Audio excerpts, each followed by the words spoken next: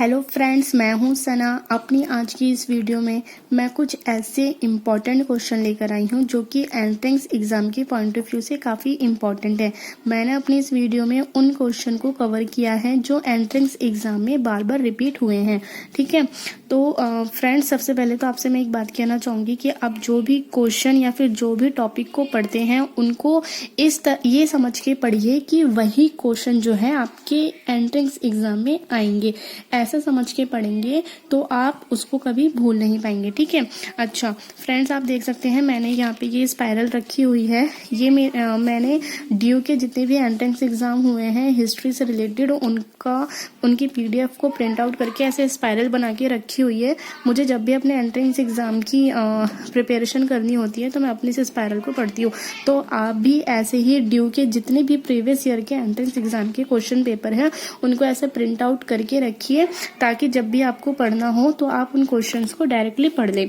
ठीक है। इस स्पाइरल से मैंने कुछ ऐसे क्वेश्चंस को कवर किए हैं जो कि बार बार रिपीट हुए हैं।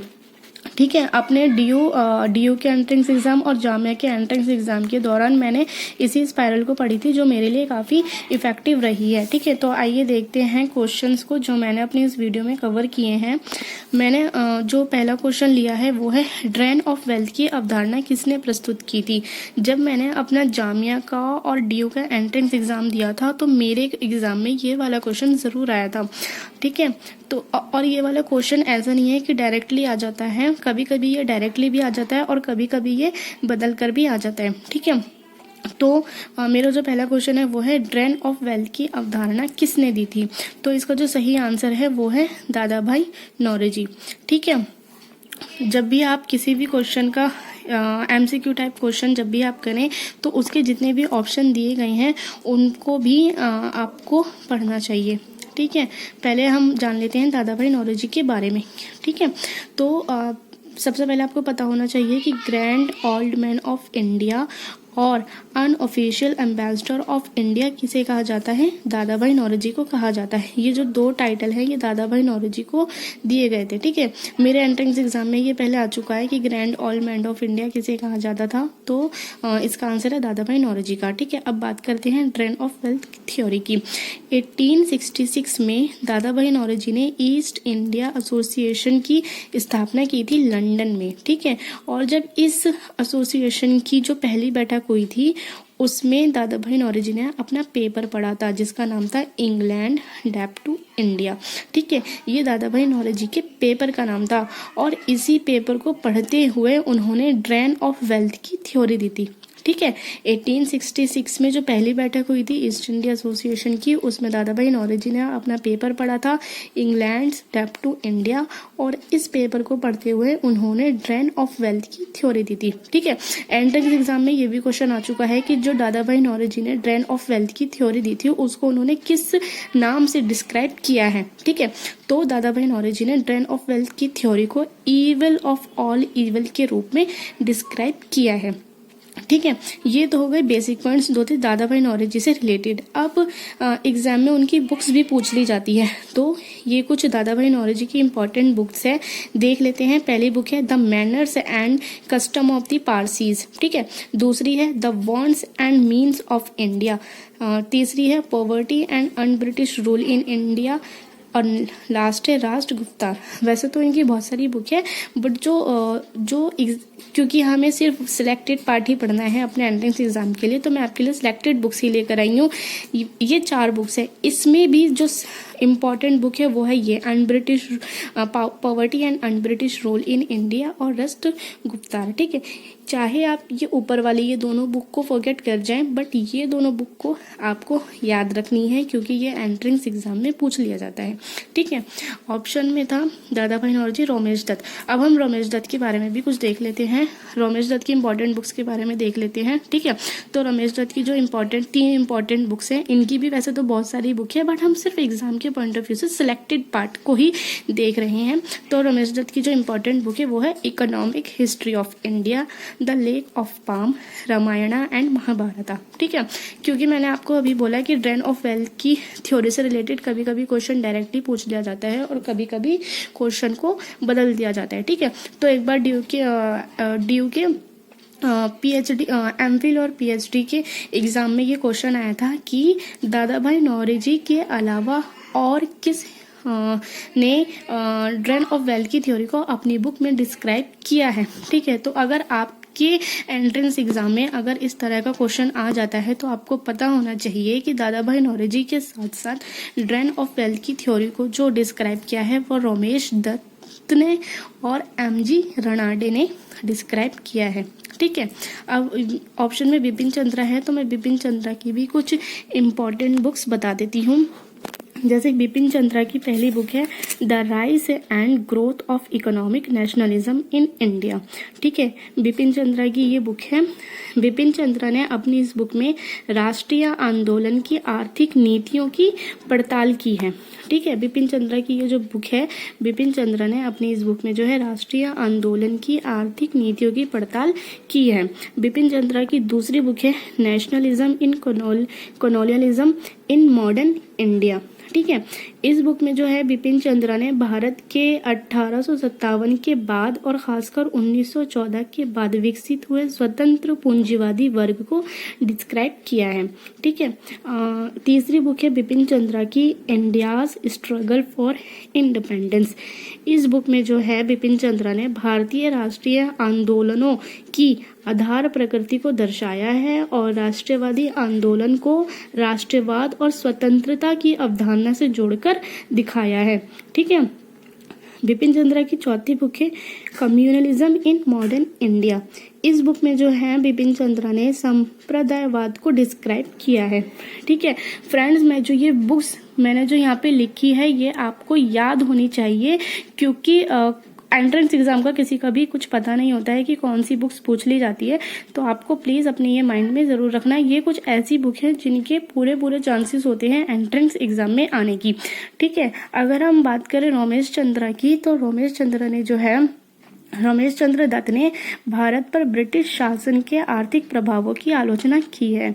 ठीक है, ये जो तीनों ही हिस्टोरियन है, दादा भाई नौरोजी, रमेश चंद्र दत्त और बिपिन चंद्रा, इन लोगों ने जो है मॉडर्न इकोनॉमिक हिस्ट्री पे काफी कुछ लिखा है। ठीक है, तो रमेश चंद्र दत्त ने भारत पर ब्रिटिश शासन के आर्थिक प्रभावों की आलोचना की है और उन्होंने किसानों पर लगाए गए भारी लगान, हस्तशिल्पों का विनाश, अकाल और ब्रिटेन को भेजे जाने वाले भारतीय धन जैसे विषयों को आधार बनाकर ब्रिटिश शासन की आर्थिक नीति को क्रिटिसाइज किया है। ठीक है, तो आपको पता होना चाहिए कि इन्होंने जो अपनी बुक में जो भी टॉपिक लिखा है वो टॉपिक क्या है, क्योंकि कभी कभी क्या होता है एंट्रेंस में पूछ लिया जाता है कि जैसे रमेश चंद्र दत्त की बुक है इकोनॉमिक हिस्ट्री ऑफ इंडिया, तो इन्होंने इस बुक में किस टॉपिक पर लिखा है। ठीक है, चलिए फ्रेंड्स देखते हैं अपना दूसरा क्वेश्चन। मैंने जो दूसरा क्वेश्चन लिया है वो है निम्नलिखित में से कौन सा सूफी के संवादों का संकलन नहीं है। ठीक है, ये मैंने सूफीज्म से रिलेटेड क्वेश्चन लिया है। एंट्रेंस एग्जाम में सूफी से रिलेटेड एक क्वेश्चन जरूर आता है, तो पहले हम जान लेते हैं सूफी से रिलेटेड बेसिक पॉइंट्स के बारे में।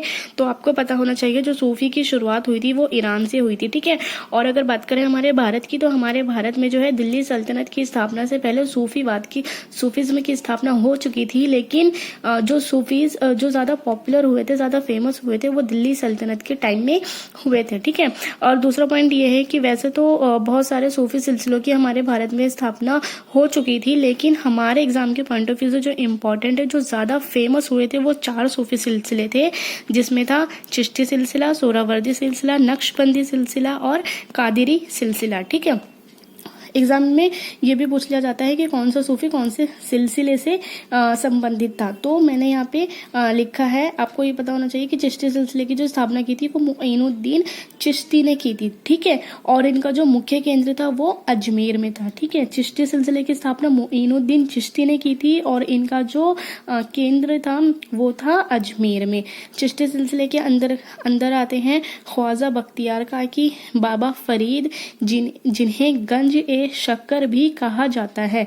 इन्हीं के कारण भारत में चिश्ती सिलसिले को लोकप्रियता प्राप्त हुई थी। ठीक है, बाबा फरीद के कारण। नेक्स्ट है निज़ामुद्दीन औलिया। निज़ामुद्दीन औलिया को महबूब ए इलाही भी कहा जाता है। और है नेक्स्ट है नासिरुद्दीन चिरागे दिल्ली और सैयद मोहम्मद गेसू दराज। ठीक है, चिश्ती सिलसिला जिसकी स्थापना मोइनुद्दीन चिश्ती ने की थी, उनके अंदर चिश्ती सिलसिले के अंतर्गत ये सारे सूफी आते हैं।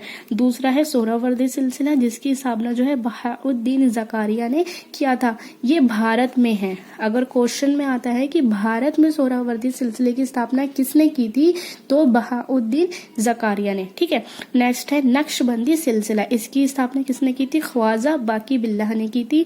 कादरी सिलसिले की स्थापना अब्दुल कादिर जिलानी ने की थी। ठीक है, कभी कभी क्वेश्चन में है ये पूछ लिया जाता है कि कौन सा सूफी सिलसिला सबसे अधिक कट्टरवादी था। ठीक है, तो इसका जो आंसर है वो है नक्शबंदी। नक्शबंदी सिलसिला जो है सबसे ज्यादा कट्टरवादी सूफी सिलसिला था। ठीक है, और आपको ये भी पता होना चाहिए कि चिश्ती सिलसिला और सोहरावर्दी सिलसिला, ये दोनों सिलसिला जो है ये दिल्ली सल्तनत के टाइम के सूफी सिलसिला है। और नक्शबंदी सिलसिला और कादिरी सिलसिला ये दोनों जो है मुगल टाइम के सूफी सिलसिला है। ठीक है, अभी तो हमने बात करी सूफी से रिलेटेड बेसिक पॉइंट की जो एग्जाम में पूछ लिए जाते हैं। ठीक है, अभी हमने बात करी सूफी से रिलेटेड बेसिक पॉइंट्स की। ठीक है, तो अब हम बात करते हैं अपने क्वेश्चन की। हमारा क्वेश्चन है कि निम्नलिखित में से कौन सा सूफियों के संवादों का संकलन नहीं है। ठीक है, तो आपको जो है पहले ये पता होना चाहिए कि जो सूफी लिटरेचर होता है वो होता है कैसे, उसका क्लासिफिकेशन कैसा होता है। ठीक है, तो हम बात करते हैं पहले सूफी लिटरेचर की। ठीक है, तो जो सूफी लिटरेचर है उसको हम 3 पार्ट में डिवाइड कर सकते हैं, जिसमें पहला पार्ट है तदकिरा, दूसरा है मलफूजात और तीसरा है मकतूबात। ठीक है, सूफी लिटरेचर के अंतर्गत तदकिरा का मतलब होता है सूफी बायोग्राफीज और मेमोरीज। ठीक है, मकतूबात का मतलब होता है collection of the saying and conversation. और मलफूजात का मतलब होता है collection of the saying and conversation. और मकतूबात का मतलब होता है लेटर्स। ठीक है, तदकिरा के अंतर्गत बेसिकली क्या है, जो सूफी से रिलेटेड बायोग्राफीज होती है, जो उनकी जीवनी होती है, जो उनके डिसिपल्स द्वारा लिखे जाते हैं वो शामिल किए जाते हैं। और मलफूजात के अंतर्गत जो सूफियों ने जो बातें कही हैं उसको शामिल किया जाता है। और मकतूबात के अंतर्गत सूफियों से रिलेटेड लेटर्स को शामिल किया जाता है। अगर हम बात करें तदकिरा लिटरेचर के एग्जाम्पल की, ठीक है, तदकिरा की, तो इसके अंतर्गत पहला जो आता है इसके अंतर्गत आता है तदकिरात अल औलिया। ठीक है, इसके अंतर्गत आता है तदकिरात अल औलिया जो कि फरीद अल दीन अट्टार की है। ठीक है, इसके जो राइटर हैं वो है Farid al Attar. Is a hagiographic collection of 39 Sufi saints and their miracles. ठीक है, इसका जो इंग्लिश में ट्रांसलेशन किया है तदकिरात अल औलिया एक तदकिरा है, इसका जो इंग्लिश में ट्रांसलेशन किया है वो किया है R.J.R. वेरी ने। ठीक है, Muslim saints and mythics episode from the Tadhkirat al Auliya. ठीक है, तो अगर क्वेश्चन में आ जाता है कि तदकिरात अल औलिया क्या है तो आपको पता होना चाहिए ये एक तदकिरा है। ठीक है, तदकिरा का मतलब होता है सूफी बायोग्राफीज और मेमोरीज। ठीक है, तदकिरात अल औलिया का इंग्लिश में ट्रांसलेशन किया है R.J.R. बेरी ने। तदकिरा का अगर आप दूसरा एग्जाम्पल देखें तो है सियार उल औलिया। ठीक है, जिसको लिखा किसने है? अमीर खुर्द ने लिखा है। ठीक है, अब हम बात करते हैं मलफूजात की। मलफूजात का मतलब होता है collection of the saying and conversation. इसका अगर मलफूजात की एग्जांपल की बात करें तो इसके अंतर्गत आता है फवाइद उल फुआद। ये क्या है? ये है कन्वर्सेशन ऑफ शेख निजामुद्दीन औलिया जो अमीर हसन सिजवी द्वारा रिकॉर्ड किया गया है। ठीक है, और अगर फवाइद उल फुआद की इंग्लिश ट्रांसलेशन की बात करें तो जो इसका इंग्लिश ट्रांसलेशन किया है वो किया है ब्रूस बी लॉरेंस ने। ठीक है, जिसका नाम है मॉरल्स फॉर दी हार्ट। ठीक है, अब मलफूजात का एक और एग्जाम्पल की बात करें तो वो है खैरुल मजलिस। ठीक है, जिसे लिखा है हमीद कलंदर ने। खैरुल मजलिस किससे संबंधित है? शेख नासिरुद्दीन चिराग दिल्ली से संबंधित है। ठीक है, और इसका इंग्लिश ट्रांसलेशन किया है इशरात हुसैन अंसारी एंड हमीद आफाक सिद्दीकी। ठीक है, तो मैंने आपको बताया कि सूफी लिटरेचर के अंतर्गत हम 3 पार्ट को देखते हैं। सूफी लिटरेचर जो है 3 पार्ट में डिवाइड होता है, तदकीरा, मलफूजात और मकतूबात। तदकीरा मतलब बायोग्राफीज, मलफूजात मतलब कन्वर्सेशन और मकतूबात मतलब लेटर्स।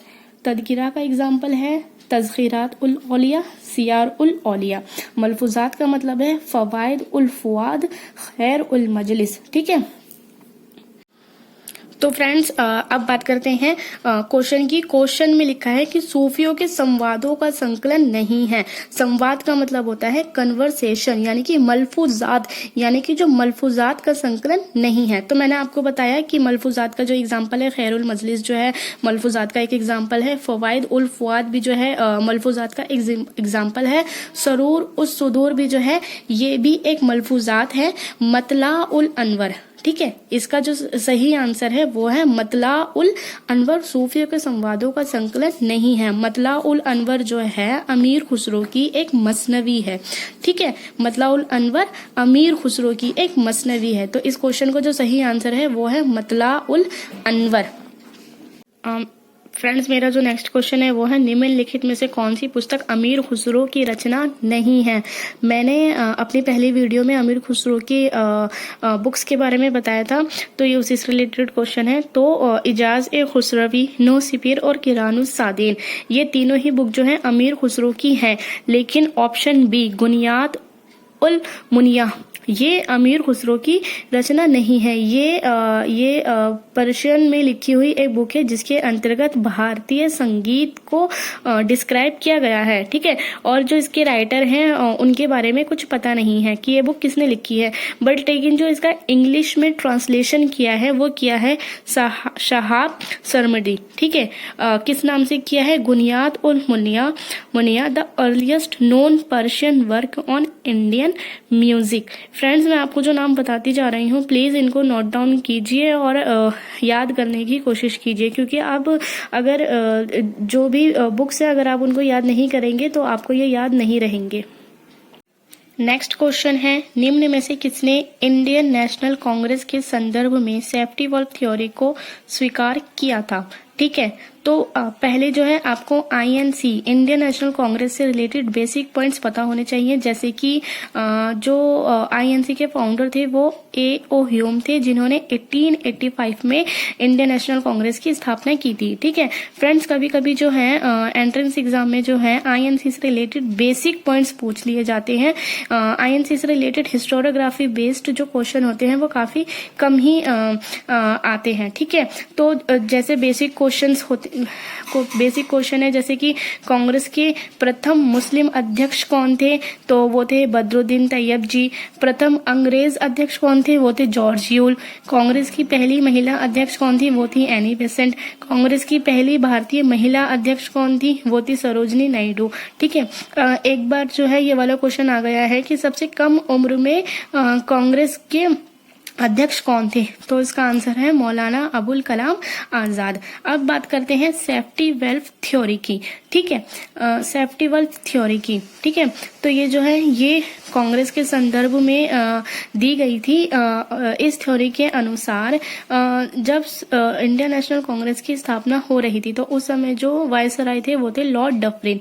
ठीक है, लॉर्ड डफरिन थे और उनकी सलाह पर ह्यूम ने कांग्रेस की स्थापना की ताकि अंग्रेजी शासन के प्रति भारतीयों का बढ़ता हुआ असंतोष खत्म हो जाए और क्रांति जैसी स्थिति ना हो। सेफ्टी वेल्व थ्योरी के अनुसार ह्यूम ने जो कांग्रेस की स्थापना की थी उसका जो मुख्य उद्देश्य था वो था भारतीयों के बढ़ते हुए असंतोष को खत्म करना। ठीक है, तो ये जो सेफ्टी वेल्व की थ्योरी थी ये जो सबसे पहले डिस्क्राइब किया था वो किया था लाला लाजपत राय ने अपनी बुक में। उनकी बुक का नाम था young India N interpretation and a history of the nationalist movement from with in. ठीक है, सेफ्टी वेल्व थ्योरी जो है इंडियन नेशनल कांग्रेस से रिलेटेड है और इस थ्योरी को सबसे पहले जो डिस्क्राइब किया था वो लाला लाजपत राय ने अपनी बुक में किया था। ठीक है, लाला लाजपत राय की दूसरी बुक है unhappy India.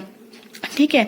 Are palm Dutt, इनका पूरा नाम है रजनी पाम दत्त। इनकी बुक है इंडिया टुडे। इन्होंने भी जो है सेफ्टी वेल्थ थ्योरी को अपनी बुक में डिस्क्राइब किया है। ठीक है, लाला लाजपत राय और रजनी पाम दत्त दोनों ने ही जो है सेफ्टी वेल्थ थ्योरी को अपनी बुक में डिस्क्राइब किया है। लेकिन जो C.F. एंड्रयूज और गिरिजा मुखर्जी हैं, ठीक है, इन्होंने सेफ्टी वेल्थ थ्योरी को स्वीकारा है। ठीक है, इनकी बुक है C.F. Andrews and Girija Mukherjee, C.F. Andrews and Girija Mukherjee. इनकी बुक है the rise and growth of the Congress in India. ठीक है, तो इंडियन नेशनल कांग्रेस से रिलेटेड जो सेफ्टी वेल्थ की थ्योरी है उसको किसने स्वीकारा है? C.F. एंड्रयूज और गिरिजा मुखर्जी। देखिए, मेरा नेक्स्ट क्वेश्चन है, निम्नलिखित में से कौन सी किताब R.S. शर्मा की नहीं है? ठीक है, R.S. शर्मा आपको पता होना चाहिए कि ये एक मार्क्सवादी इतिहासकार है और इनका जो अध्ययन का क्षेत्र है वो है ancient and early medieval India. ठीक है, आपको ये पता होना चाहिए। तो R.S. शर्मा की कौन सी बुक नहीं है? India's Asian past, Indian feudalism, material culture and social formation in ancient India या अर्बन डिके इन इंडिया। तो बहुत सारे बच्चे उनको पता ही नहीं होता है तो वो कुछ भी इसमें से टिक कर देते हैं, बट आपको पता होना चाहिए कि ये चारों ही बुक जो हैं R.S. शर्मा की हैं। ठीक है, नेक्स्ट क्वेश्चन है, Romila Thapar is the author of the Mauryas revisited an introduction to the study of Indian history, advent of the Aryans in India, A history of Asian and early medieval India from the Stone Age to the 12th century। तो देखिए, ये वाली जो book है advent of the Aryans in India, ये जो है ये R.S. शर्मा की बुक है। ठीक है, ये R.S. शर्मा की बुक है। हिस्ट्री ऑफ एशियन, ये जो है ये उपेंद्र सिंह की बुक है। ठीक है, और an introduction to the study of Indian history, ये जो है ये D.D. कोसाम्बी की बुक है। ठीक है, द मौर्याज रिविजिटेड, ये है रोमिला थापर की बुक। ठीक है, आपको पता होना चाहिए। फ्रेंड्स, मेरा नेक्स्ट क्वेश्चन है, निम्नलिखित में से कौन सा युग्म सम्मिलित नहीं है? मतलब इस क्वेश्चन का मतलब ये है कि हमें एक तरफ जो है लेखक दे दिए हैं और दूसरी तरफ जो है उनकी बुक्स दे दिया है। अब हमें ये बताना है कि कौन से राइटर की बुक कौन सी है। ठीक है, जैसे आप देख सकते हैं कैथरीन बी एशर और सिंधिया टेलबॉट, ठीक है, इनकी बुक है इंडिया बिफोर यूरोप, मतलब कि ये सही है। ठीक है, हरबंस मुखिया है, इनकी बुक है द मुगल्स ऑफ इंडिया, ये भी हरबंस मुखिया की बुक है, ये भी सही है। ठीक है, Farhad Hasan writing the Mughal world और सुनील कुमार की है the emergence of the Delhi सल्तनत। सुनील कुमार का ये वाला भी सही है, बट जो फरहाद हसन के बुक का नाम दिया है राइटिंग द मुगल वर्ल्ड्स, ये गलत है, क्योंकि ये राइटिंग द मुगल वर्ल्ड्स जो बुक है ये मुजफ्फर आलम और संजय सुब्रमण्यम की है। ठीक है, तो इस क्वेश्चन को जो सही ऑप्शन होगा वो होगा ऑप्शन सी। क्वेश्चन नंबर 8 है, सूची 1 को सूची 2 से सुमेलित कीजिए तथा सूचियों के नीचे दिए गए कूट से सही उत्तर का चयन कीजिए। ये भी पहले वाले क्वेश्चन की तरह है, इसमें हमें एक टेबल 1 दे दी गई है और टेबल 2 दे दी गई है जिसमें लेखक और उनकी बुक्स दी गई है। ठीक है, तो हमें इसमें ये बताना है कि कौन से लेखक, कौन से राइटर की कौन सी बुक है। ठीक है, फिर हम और उसका हमें सही ऑप्शन देना है। फ्रेंड्स, जो एग्जाम आता है हिस्टोरियोग्राफी बेस्ड, उसमें जो क्वेश्चंस आ जाते हैं वो इस फॉर्मेट पे भी आ जाते हैं। ठीक है, तो आप जो है कंफ्यूज्ड मत होना, अगर आपकी प्रिपरेशन अच्छी होगी तो आप ये क्वेश्चन, इस तरह के क्वेश्चन भी आसानी से कर लोगे। ठीक है, तो हम क्वेश्चन देखते हैं, the decline of the West, ये बुक जो है ये स्प्लेंगर की है। ठीक है, स्प्लेंगर ने इस बुक में जो है इतिहास के दर्शन से संबंधित अध्ययन को प्रस्तुत किया है। ठीक है, the decline of the West इसकी स्प्लेंगर की है। अ स्टडी ऑफ हिस्ट्री, ये बुक जो है ये अर्नोल्ड जे टॉइनबी की बुक है। ठीक है, नेक्स्ट बुक है द एज ऑफ रेवोल्यूशन, ये बुक जो है ये एरिक हॉब्सबॉम की है। ठीक है, एरिक हॉब्सबॉम की है। नेक्स्ट बुक है the peasant and the French revolution, ये बुक जो है ये जियोर्ज लेफेब्रे की है। ठीक है, तो अगर हम देखें ए का सही, ए का है 1, ठीक है, बी का स्टडी का है टॉइनबी, एज ऑफ रेवोल्यूशन का है एरिक हॉब्सबॉम और पीजेंट का है जॉर्ज लेफेब्रे। तो इसका जो सही ऑप्शन होगा वो होगा नंबर 1। ठीक है, ए का 1, बी का 4, सी का 2 एंड डी का 3। फ्रेंड्स, अपनी इस वीडियो में मैंने कुछ ही क्वेश्चन को डिस्क्राइब किया है। अपनी नेक्स्ट वीडियो में मैं इसी तरह के क्वेश्चंस लेकर आऊँगी जो कि एग्ज़ाम के पॉइंट ऑफ व्यू से काफ़ी इंपॉर्टेंट होंगे। फ्रेंड्स, आपको ये मेरी वीडियो कैसी लगी है प्लीज़ कमेंट बॉक्स में ज़रूर बताना और मेरी इस वीडियो को लाइक कर देना, अपने फ्रेंड्स के साथ शेयर कर देना और चैनल को सब्सक्राइब करना बिल्कुल भी मत भूलना।